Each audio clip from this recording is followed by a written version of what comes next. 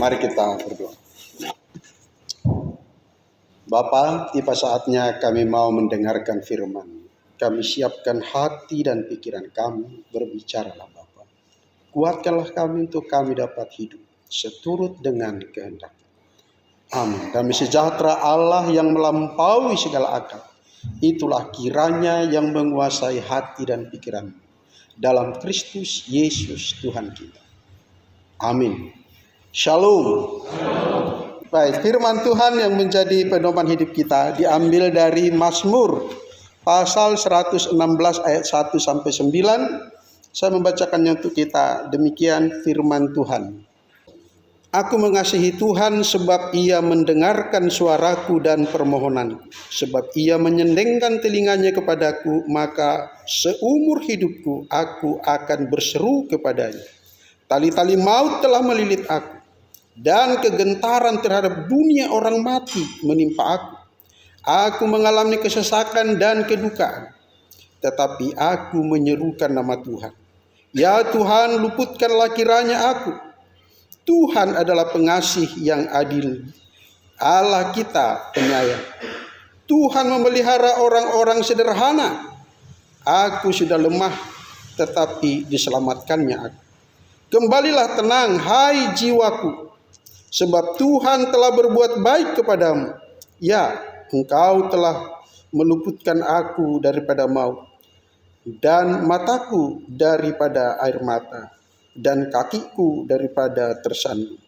Aku boleh berjalan di hadapan Tuhan di negeri orang-orang hidup. Demikian firman Tuhan. Saudara yang dikasihi Tuhan, Mazmur 116 ini memang adalah mazmurnya Raja Daud, dan dia secara khusus bersaksi tentang bagaimana dia menikmati persekutuannya dengan Tuhan. Pada ayat 7, disitulah tema khotbah kita itu. Tuhan telah berbuat baik kepadamu. Bagaimana kita melihat kebaikan Tuhan dalam kehidupan sehari-hari yang kadang-kadang menyakitkan, tidak enak. Tetapi kita harus berkata, Tuhan telah berbuat baik kepadaku. Perbuatan baik apa yang dinikmati Daud daripada Tuhan?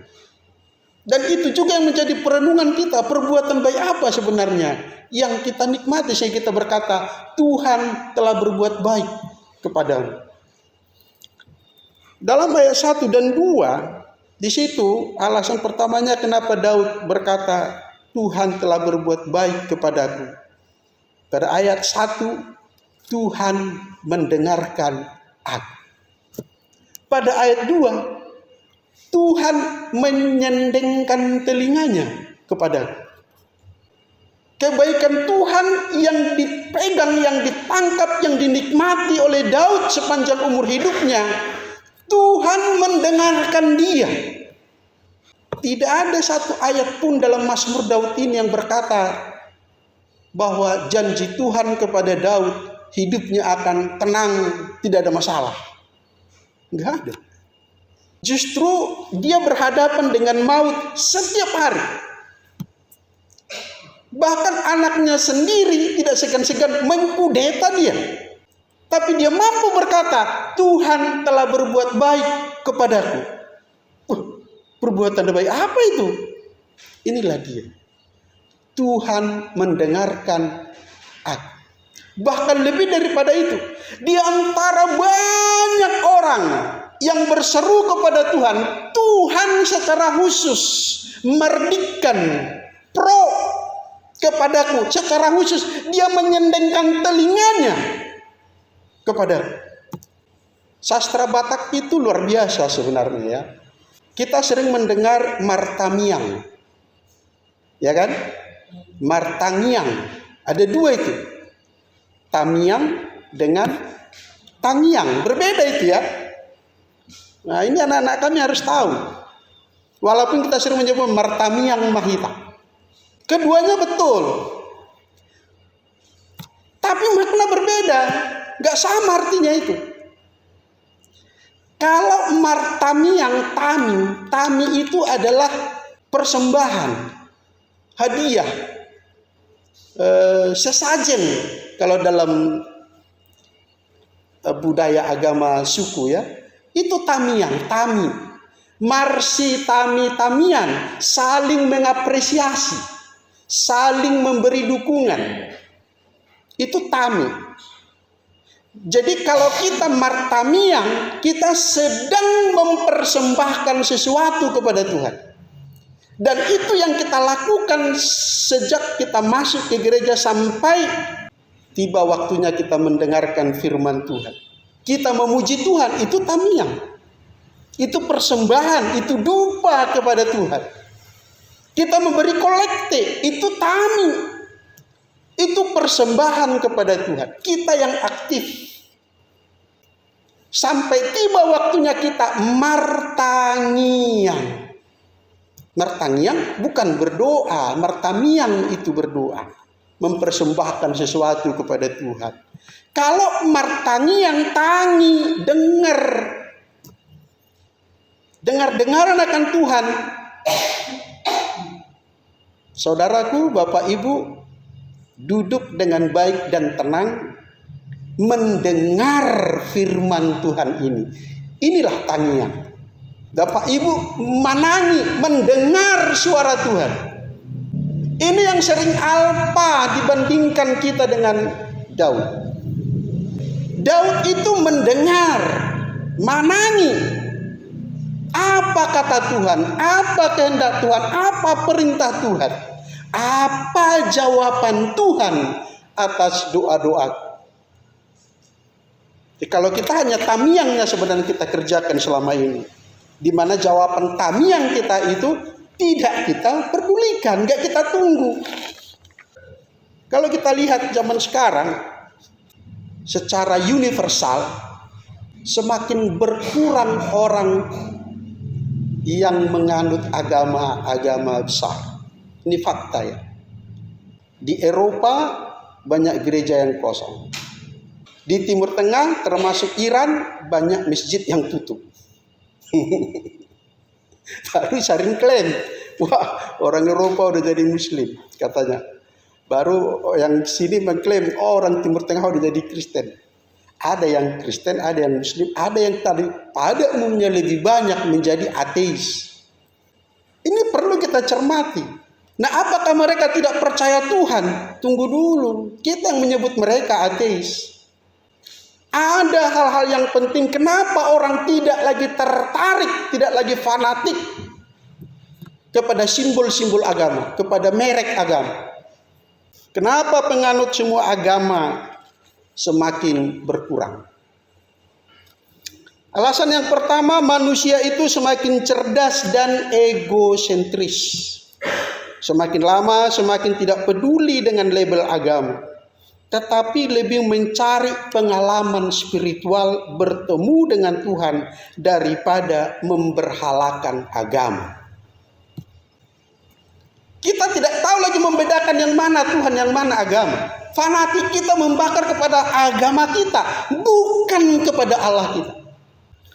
Yang kedua, kemajuan teknologi mendorong orang yang beragama berkeyakinan bahwa Tuhan itu di hati, bukan terpenjara dalam agama dan bukan di simbol-simbol agama. Tuhan itu bukan di salib ini. Tuhan itu bukan di menara gereja kita yang tinggi di depan itu. Bukan. Itu hanya simbol. Jadi kalau orang bilang di salib ada jin, ada apa namanya? Ada jin kafir, ya biar aja dia ngomong gitu. Orang Tuhan kita bukan di salib itu kok. Iya kan? Itu hanya simbol, itu hanya lambang. Jangan gantungkan imanmu pada simbol-simbol agama. Yang ketiga, semakin disadari bahwa fanatisme pada simbol dan label agama bukannya menghasilkan damai sebagaimana tujuan agama yang seharusnya, tetapi malah membuahkan kekacauan. Itu fakta. Buka nanti YouTube berdebat-debat, bertengkar, saling maki-maki. Demi agama, dua-dua itu demi agama. Lalu apakah mereka bertemu dengan Tuhan? Sama sekali tidak. Tapi mereka terus ribut. Iya, orang dapat cuan, dapat duit. Orang jadi jualan agama, dan di Indonesia laris manis itu. Yang keempat, memeluk agama atau berpindah agama seharusnya bukan karena perintah manusia atau karena dikomandoi, melainkan oleh keyakinan sendiri yang bebas tanpa tekanan dari pihak manapun. Anak-anak kita tetap menjadi Kristen, puji Tuhan. Tapi kalau itu karena tekanan paksaan orang tua, mereka tidak menikmati kehadiran Tuhan. Percayalah, mereka tetap menjadi Kristen ikut dengan kita hanya gara-gara menghormati kita sebagai orang tua, karena dia lahir dari keluarga Kristen. Dan memang sejak baptis ya, sejak dibaptis sampai sidi, itu ada ikat janji. Orang tua berjanji kepada pendeta, kepada jemaat, kepada Tuhan, pada waktu bayi, waktu anak ini dibaptis, bahwa dia akan membawa anak ini ke sekolah Kristen. Akan membawa anak ini sekolah minggu, yang akan mendidik anak ini dengan iman Kristen. Itu janji orang tua. Bagus itu, puji Tuhan. Tapi apakah itu dijalankan? Lalu tiba waktunya disidi.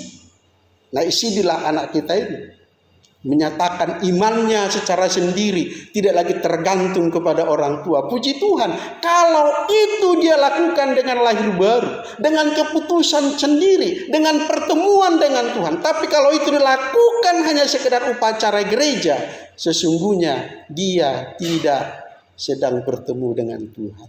Dia hanya sedang menghormati orang tua. Suatu saat bisa berpindah agama, bisa. Kenapa tidak? Itu haknya. Yang terakhir, banyak manusia kecewa melihat para agamawan zaman now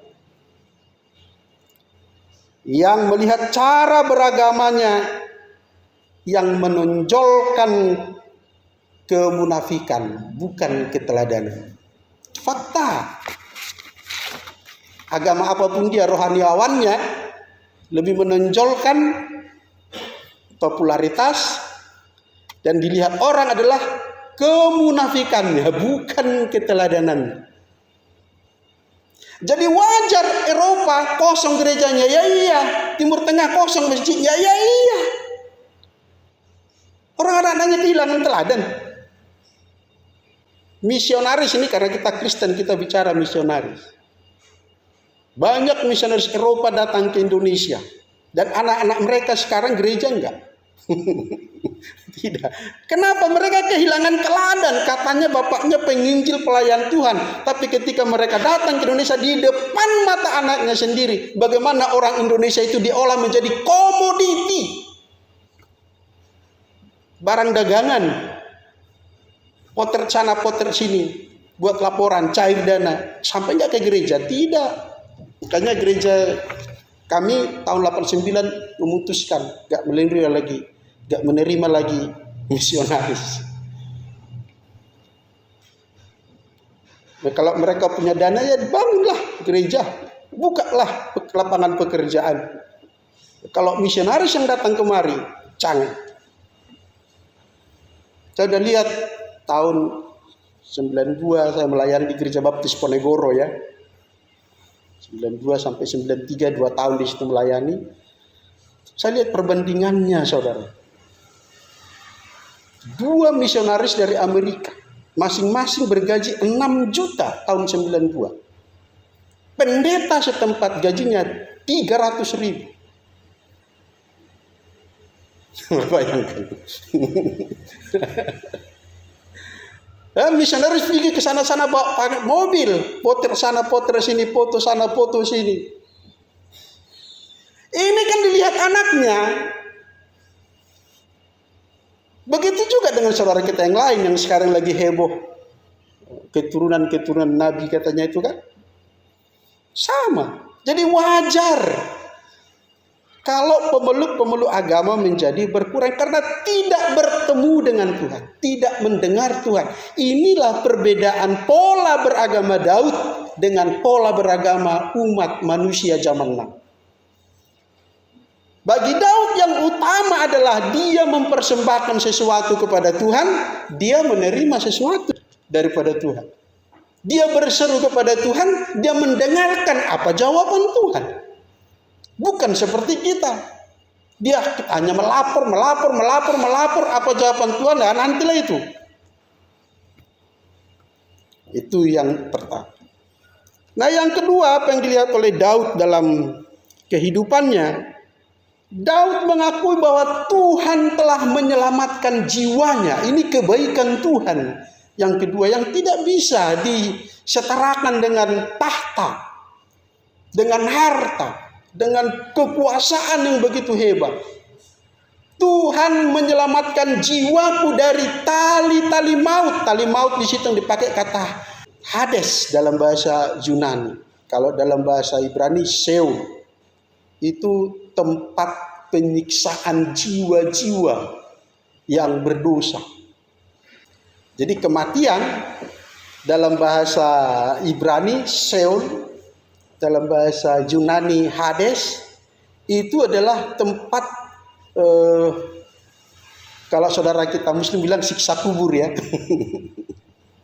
Jadi Hades atau Sheol itu bukan kuburan, bukan. Itu tempat jiwa. Jiwa yang orang mati itu ditawan di sana. Kalau perbandingannya si Lazarus yang miskin di pangkuan Abraham dengan orang kaya yang kepanasan di api ini, di Hades itu. Itu sudah tersiksa orang. Cuman tubuhnya nggak merasakan. Yang tersiksa hanya jiwa dan rohnya. Tubuhnya mati rasa karena sudah mati. Sampai nanti akhirnya kita dibangkitkan, disatukan lagi tubuh jiwa rohnya. Yang berdosa tetap neraka, yang sudah terima Yesus masuk surga. Tubuh jiwa rohnya sama. Nah, kalau orang yang Yesus Kristus sudah terima di dalam hidupnya, tempat penantiannya bukan Hades. Tempat penantiannya bukan Sheol, tapi apa? Firdaus, pangkuan Abraham. Nah, Daud menyampaikan ini kepada kita hari ini. Walaupun tali-tali maut melilit aku, tapi mataku tidak akan melihat itu. Tuhan tidak mengizinkan aku masuk ke sana. Bukan berarti Tuhan tidak mengizinkan mati. Daud mati. Tapi jiwanya tidak akan disiksa di Hades, di Sheol. Tapi masuk ke pangkuan Abraham di Firdaus. Inilah kebaikan Tuhan. Ini juga yang harus kita nikmati Bapak Ibu Saudara dikasihi oleh Tuhan. Ada jaminan bagi kita. Inilah karya penebusan Tuhan yang patut kita syukuri. Persoalan boleh datang. Kematian boleh datang. Tapi sudah ada jaminan bahwa jiwamu dan rohmu sudah diselamatkan dari Hades tadi. Sudah tercatat dengan tinta emas dalam kitab kehidupan. Namamu tertulis, terdaftar dalam kitab kehidupan. Bagaimana kita tidak berkata Tuhan telah berbuat baik kepada. Yang ketiga, perbuatan baik apa lagi? Dalam ayat 5, 6, dan 9. Ayat 6 secara spesifik, Tuhan memelihara orang sederhana. Padahal Daud raja ya. Mana mungkin Daud sederhana? Dia raja. Tapi itu dituliskan bukan melukiskan waktu dia duduk di atas tahta. Bukan. Itu dituliskan mengingat masa lalunya, siapa dia sebelum hari ini. Dia hanya seorang anak kecil yang tidak diperhitungkan dalam keluarganya sendiri, sehingga dia hanya ditempatkan bertugas sebagai gembala. Sementara abang-abangnya menjadi tentara, bahkan tentara andalan Raja Saul. Sangat sederhana. Fisiknya tidak menjanjikan, posisi tidak menjanjikan, dia di ladang. Jauh dari istana, jauh dari populer, jauh dari dikenal orang. Tapi oleh kebaikan Tuhan, Daud hari ini berkata, Tuhan memelihara orang sederhana. Betapa baiknya Tuhan itu. Bahkan ayat 9, saya rindu kita baca ayat 9 sama-sama ya. Aku boleh 1, 2 ya. Aku boleh berjalan di hadapan Tuhan di negeri orang-orang. Aku boleh berjalan di hadapan Tuhan di negeri orang-orang hidup. Aku boleh berjalan di hadapan Tuhan. Kalau di hadapan Tuhan itu berarti berkenan kepada Tuhan. Aku boleh berkenan kepada Tuhan. Aku boleh tetap diperhatikan oleh Tuhan. Tidak Tuhan palingkan wajahnya daripada. Aku boleh berjalan di hadapan Tuhan. Di mana? Kalau di dunia orang matinya, ada enggak Tuhan di dunia orang mati? Ada. Tuhan itu maha ada. Beda dengan Ayub. Sekalipun tubuhku hancur menjadi debu, aku tetap melihat Tuhan. Ayub melukiskan dia melihat Tuhan dalam keadaan binasa pun. Daud di sini melukiskan, aku melihat Tuhan di dunia orang hidup. Di dunia orang hidup. Padahal mulai dari ladang sudah terancam nyawanya. Ya kan? Harus berhadapan dengan singa, dengan serigala. Saya pun kalau kurenungkan, mulai belum sekolah sudah mermahan, sudah gembala. Sampai SMA. Dan paling pantang nengok ular. Kalau kulihat ular harus mati ularnya. Naluri untuk apa kepada ular itu di sini sangat menyala. Dan yang saya maksud walaupun begitu, jadi pernah saya cangkol ular kena ekornya, melibas kepalanya. Untuk aku masih bisa lompat. Selama itu paling sedikit 17 tahun gak pernah dipatok ular, gak pernah dipatok lipan, gak pernah dipatok kalajengking. Bahkan pernah saya pengalaman, saya turun dari kerbau, dari atas kerbau, mermahan itu kan di atas kerbau ya. Jadi ini rumputnya tebal, lebat rumputnya, mungkin sekitar kalau ya seginilah. Jadi sudah sepinggang anak kalau waktu saya masih SD. Saya turun, nggak tahu apa itu buaya, apa itu ular, lari, besar luar biasa. Artinya kalau dia makan aku di situ pasti bisa. Dan aku sendiri, nggak ada orang. Opungku paling marah kalau aku menggembalakan kerbau bersama gembala yang lain di satu tempat. Dia bilang apa? Marsika gigi baik kohor boy katanya. Karena rumputnya pendek-pendek. Jadi harus gembala harus tersendiri ke ladang di mana rumputnya banyak. Ya tinggal sendiri. Mulai SD, bayangin itu.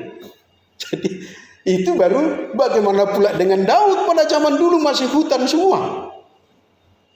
24 jam nyawanya terancam. Makanya dia bilang tali-tali maut telah melilit aku, tapi Tuhan mengizinkan aku tetap berjalan di hadapan Tuhan. Tetap menjadi berkat bagi orang hidup. Tetap berguna bagi orang lain. Tidak sekedar hidup. Jadi yang kita syukuri Bapak Ibu Saudara kekasihi Tuhan bukan sekedar hidup dipelihara oleh Tuhan, tapi hidupmu yang berkualitas, yang punya pesan yang hidup bagi orang lain. Kita sebagai warga Kristen di Indonesia ini, kita harus menjadi berkat ya. Bukan hanya bagi Kristen saja, bagi semua manusia, apapun agama. Saudara-saudara kita, terlebih Nahdlatul Ulama dan kaum nasionalis lainnya, mereka sudah berjuang, berupaya, dan kita tidak boleh tinggal diam. bahwa ternyata terungkap ada gejala-gejala penjajahan dengan berkedok agama. Itu yang terungkap akhir-akhir ini. Sehingga NU begitu getol mereka menyuarakan supaya kita mencintai budaya Nusantara. Itu sebabnya hari ini kembali saya nggak pakai jubah. Gampang soalnya lebih enak pakai jubah. Tapi saya sedang berusaha supaya jangan ada kesan bahwa kita sedang membawa budaya Eropa yang membawa Kristen itu ke Indonesia. Benar, Kristen datang dari Eropa, tapi kita tidak harus ikut budaya Eropa kan? Kita tetap dengan jati diri kita, tetap meradat Batak. Teringat dengan yang heboh, pendeta nggak mau mengagendai jemaatnya, ya, gara-gara okultisme katanya. Nah, jadi pendeta yang mengganti itu nggak anti okultisme. Akhirnya jadi gereja lain kan? Syukur ada STM-nya yang bijak. Hati-hati ya. Ini akibat-akibat yang tidak bijaksana. Akar raja isi puang, ya kan? Raja ni hula-hula, raja ni boru, raja ni dongat tubuh, raja ni apa lagi ya? Pokoknya kalau sudah acara adat Batak, raja semua di sini. Nah, untunglah ada STM yang bijak mencari. Jangan sampai batal itu upacara. Yang saya maksudkan adalah budaya-budaya kita ini sudah ada sebelum kita beragama Kristen. Betul? Dan budaya kita ini sudah mengajari kita menghormati orang tua sebelum kita kelima sampai. Hanya masalah perbedaan kalimat saja. Soba marhula-hula. Maksud soba di situ bukan menyembah. Soba itu artinya merendahkan diri, hormat, sangat marhula-hula. Orang tua harus dihormati. Elek marboru, sayang kepada anak. Manat mardongat tubuh, jangan sembarangan bicara kepada teman sebaya, teman berbicara. Belum agama Kristen masuk. Lalu kita bilang berhala. Semua kan akan meninggal kan. Saya pun meninggal. Saya pakai jubah kan. Matinya di peti mati kan. Pakai juga di sini lainnya juga akan bawa jubahnya masing-masing. Apa pendeta mau melayani sakramen lagi di kuburan itu maka dia pakai jubah? Kan tidak. Jangan picik. Itu sebabnya kita harus bergerak bersama. Jangan tinggalkan saudara yang lagi, kita hanya nonton aja, nonton saja. Biarkan orang berjuang dan kita nikmati hasilnya. Nggak bisa. Saudara kita sudah bergerak, kita juga harus bergerak bersama. Kita kembalikan bangsa kita ini kepada budaya leluhur kita. Bukan ke agama leluhur, beda itu ya. Imanmu kepada Tuhan Yesus jangan goyah. Tapi budaya leluhurmu yang baik jangan kau tinggalkan dengan alasan agama. Itu yang Tuhan Yesus cela kepada para ahli Taurat. Menukangi firman Tuhan, kau pandai untuk memelihara ajaran nenek moyang. Itu yang salah. Saudara harus tahu 5 amanat barang kerjasama antar gereja untuk kerukunan Nusantara. Marilah kita bergerak bersama Nahdlatul Ulama dan kaum nasionalis lainnya untuk menjaga negara kesatuan Republik Indonesia tetap Bhinneka Tunggal Ika dengan 5 amanat berikut ini. 1. Mengembalikan negara Republik Indonesia pada budaya Nusantara yang beradab, berbudi luhur, supaya kerukunan dan toleransi berjalan harmonis. Yang intoleran adalah antek penjajah alias makar. Yang kedua, mengembalikan agama yang tidak kacau pada fungsinya yang merajut kerukunan dengan adab dan budi pekerti. Agamamu adalah cermin bagimu, bukan bagi orang lain. Yang anti kebebasan beragama berarti dia sedang gama, sedang kacau jiwanya. Yang ketiga, untuk menjalin kerukunan yang beradab, carilah dan gemakanlah persamaan. Untuk beriman yang teguh, kasihilah Tuhan dan semua manusia tanpa membedakan ras dan agama. Tetapi untuk kuat dan sukses, bekerja samalah dengan semua tanpa membedakan syarat. Bekerja samalah sebagai tim dimanapun Anda berada, dengan siapapun Anda bekerja. Yang keempat, selama Anda berniat menyeragamkan agama, selama itu pula lah Anda dimabuk agama. Agama itu hak asasi, maka jangan urusi agama orang lain. Tetapi kenalilah Tuhan yang ada di hati nuranimu yang murni. Disitulah Tuhan yang sesungguhnya, bukan terpenjara di agama. Yang kelima, jika keyakinan dilembagakan, maka berdirilah nama atau merek agama. Sebelum dilembagakan, permalim belum sah menjadi agama. Sebelum dilembagakan, kapitayan belum sah jadi agama. Tapi sekarang itu sudah sah menjadi agama karena telah dilembagakan. Jika keyakinan iman diamalkan tanpa label agama, maka tercapailah tujuan agama yang tidak kacau itu, yakni rukun, kuat, dan makmur. Selama kita fanatik pada agama tanpa kenal Tuhan, akan terus seperti ini bangsa kita sampai kapanpun. Agamaku paling hebat, agama sana paling jelek, gerejaku paling benar, gereja sana paling jelek. Padahal dia sendiri gak kenal Tuhan. Inilah yang direnungkan oleh Daud. Tuhan mengizinkan aku berjalan di hadapannya di dunia orang hidup, berguna bagi orang lain, bukan hanya bagi diri sendiri.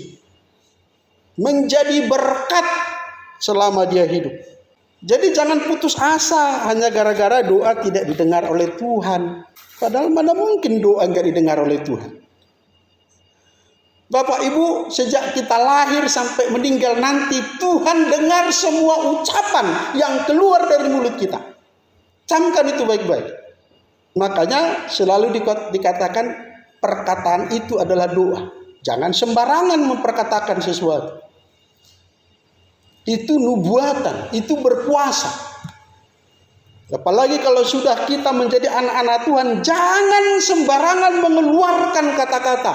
Apalagi sampai sumpah serapah, kutub. Bahaya, itu berkuasa. Oleh sebab itu, saudara yang dikasihi oleh Tuhan, berhentilah fanatik atau mendewakan agamamu. Tapi kultuskanlah Tuhan. Tadi Amang Panjaitan, makna doa Bapa kami, dikuduskanlah namamu. Kan sudah kudusnya Tuhan. Ngapain dikuduskan? Tuhan itu kudus, maha kudus. Di mana? Ya dia tetap maha kudus. Kita ada atau tidak, kita kuduskan atau tidak, dia maha kudus. Masalahnya di relung hatimu, di hidupmu itu kudus atau tidak? Atau jangan-jangan Tuhan gak punya tempat di hatimu, yang ada hanya egomu. Maka kalau firman Tuhan berkata, dikuduskanlah namamu, dikuduskanlah Tuhan dalam hidupku, dikuduskanlah Kristus dalam hidupku. Itu artinya kita merelakan hidup kita untuk mengkultuskan hanya Yesus saja. Yesus tidak memeluk agama Kristen ya. Jadi kalau nanti, jangan-jangan nanti kau ditanya, kapan Yesus mendirikan agama Kristen? Enggak ada. Halo, kapan? Enggak pernah Yesus mendirikan agama Kristen ya. Jadi apa yang Yesus dirikan? Gereja pada hari Pentakosta. Disitulah berdiri gereja, jemaat Tuhan, tubuh Kristus, bangunan rohani, bangunan spiritual. Kita adalah tubuh Kristus, Yesus adalah kepalanya. Khususnya anak-anak kami yang kuliah di sekolah, Jangan minder bersosialisasi dengan lautan saudara kita yang non-Kristen. Sejak 3 tahun lalu saya sudah perkatakan, suatu saat, kalau dulu Indonesia Nusantara ini mayoritas Buddha, lalu menjadi mayoritas Hindu, lalu menjadi mayoritas Islam, suatu saat menjadi mayoritas Kristen, mungkin tidak? Mungkin, kenapa tidak? Acaranya ya dari kesaksian gereja-gereja, program PI, dari para mu'alaf karena terpaksa atau dipaksa. Akhirnya mereka mengungkapkan sebenarnya bukan itu Yesus. Yesus yang benar itu yang kami waktu sekolah minggu begini, bukan begitu. Belum lagi para murtadin lewat, luar biasa sekarang. Luar biasa. Tapi sekali lagi saudara dikasihi Tuhan, apakah mereka memeluk agama Kristen? Jangan pedulikan. Yesus tidak perintahkan kita mengkristenkan agama orang. Jangan. Bahkan saya katakan tadi, agama-agama yang besar ini penganutnya akan semakin kecil. Jadi kalau amang ketua bilang berdoalah amang supaya penuh gereja ini. Ya penuh gereja ini kalau penduduknya ini semua jadi mayoritas Kristen kan. Ya selama begini-begini aja dari mana datang? Memang inilah komunitas kita. Kita syukuri aja. Tak usah berharap dari agama seberang menjadi memeluk agama kita, enggak usah. Itu berbahaya. Kita akan berubah pola pikir, konsep cara beragama kita harus berubah. Modernisasi agama. Agama itu hanya label, hanya simbol. Tuhan tidak ada di situ. Tuhan ada di nurani. Jadi kalau kita berkumpul di gereja ini jangan lagi karena agama, tapi karena engkau ingin bersekutu dengan Tuhan, ingin mendengar suara Tuhan, karena Dia sudah mendengarkan engkau selama 6 hari ini. 6 hari ini Tuhan sudah mendengarkan engkau. Semua perbuatanmu adalah tamu, adalah persembahan. Baik kau berkata, baik cuci piring, baik kuliah, baik bekerja, itu adalah tamianmu kepada Tuhan. Itu persembahanmu kepada Tuhan. Itu ibadahmu yang dinilai oleh Tuhan. Sekarang waktunya kau mendengarkan suaranya. Manani apakah Tuhan mendengarkan doamu atau tidak. Dan Alkitab berkata, ini kita akan tutup. Markus 11, kita buka sama-sama. Karena itu 1-2 ya. Karena itu aku berkata kepadamu, apa saja yang kamu minta dan doakan, percayalah bahwa kamu telah menerimanya, maka hal itu akan diberikannya kepadamu. Ini berkali-kali Bapak Ibu baca ya. Jadi jangan lagi nanti pulang berkeluh kesah, kebaikan Tuhan, apa baiknya Tuhan, jangan. Kuncinya kalau engkau sudah berdoa, kau sudah mempersembahkan permohonan, pujian, penyembahan kepada Tuhan, sudah didengarnya itu, sudah ditampungnya itu. Tidak ada air matamu yang tidak ditampung oleh Tuhan. Tidak ada suaramu yang tidak didengar oleh Tuhan. Tidak ada permohonanmu yang tidak didengar oleh Tuhan. Tinggal masalahnya, tunggu nak, waktunya belum tiba, hanya di situ saja. Tunggu nak, tunggu. Atau nak, kau kurang yakin. Ini kuncinya. Kalau engkau berdoa, percaya bahwa kau sudah menerimanya. Walaupun belum, itulah kunci iman. Ada proses.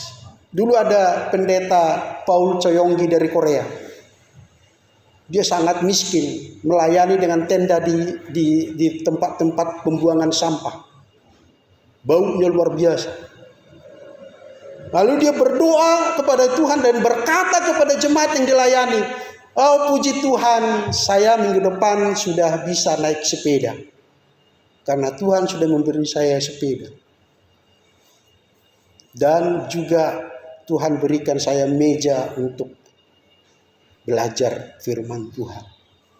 Jadi perkatakan begini di tenda.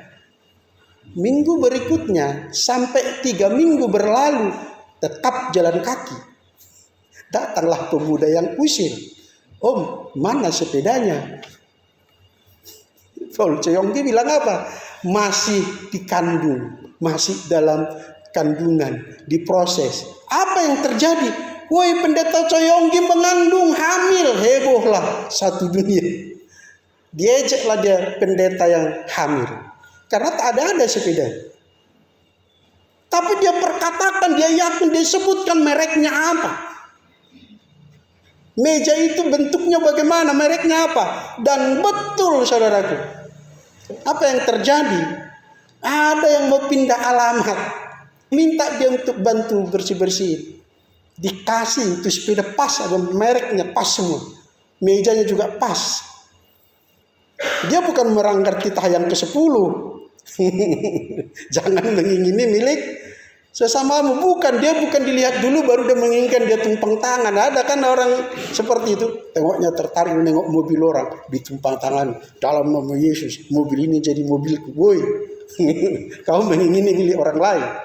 Ya, ini enggak, dia berdoa baru satu saat diminta bersihkan, baru tengoknya, loh ada Tuhan, ini dia. Dan betul.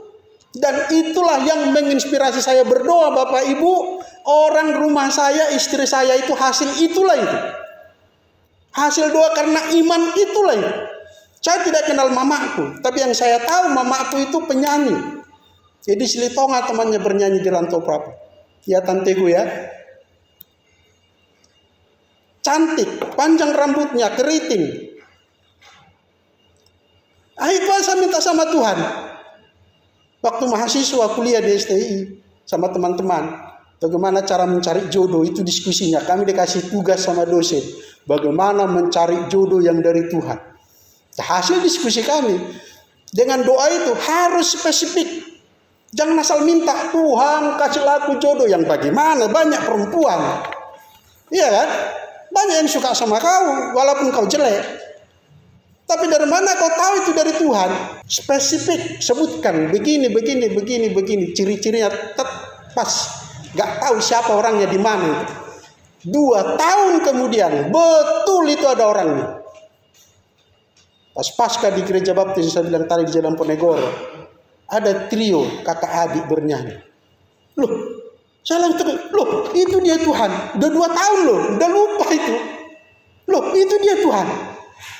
Betul, itulah istriku yang sekarang ini dan selama-lamanya. Amin. Jadi pulang dari sini jangan lagi ragu tentang doamu didengar atau tidak. Doamu didengar, ingatlah kebaikan Tuhan. Maka tugasmu hari ini adalah jadilah berkat. Hiduplah di hadapan Tuhan di dunia orang hidup. Jangan tunggu mati baru jadi berkat. Itu apa? Ada banyak orang mati, orang berkat setelah mati. Banyak orang menjadi berkat setelah mati. Kenapa? Kaya raya dia, contoh Ulu Panggabean. Betul enggak? Kaya raya enggak dia?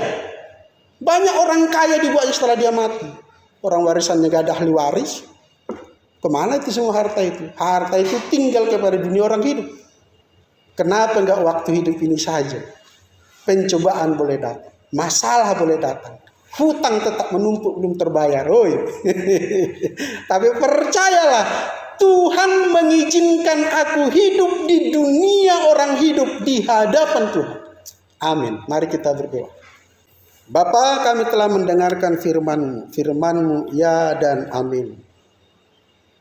Bakarlah jiwa, roh kami, ya Allah Roh Kudus, untuk tetap mengenang, mengingat dan mengimani, memperkatakan kebaikan Tuhan dalam hidup kami. Terima kasih Bapa, terima kasih Tuhan. Segala puja, puji dan syukur bagi-Mu ya Bapa. Dalam nama Tuhan Yesus Kristus. Amin.